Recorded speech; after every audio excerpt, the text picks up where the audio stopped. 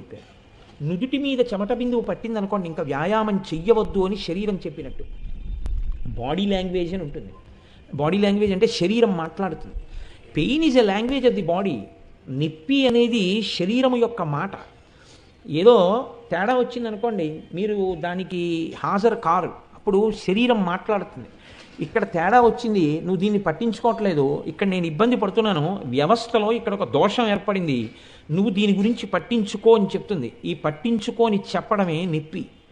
అప్పుడు మీరు వైద్యుడి దగ్గరికి వెడితే ఎక్కడ నొప్పి అక్కడ ఎక్స్రే తీసి ఇక్కడ ఏదో అరిగిపోయిందో ఇక్కడ ఏదో కరిగిపోయిందో అని చెప్తారు.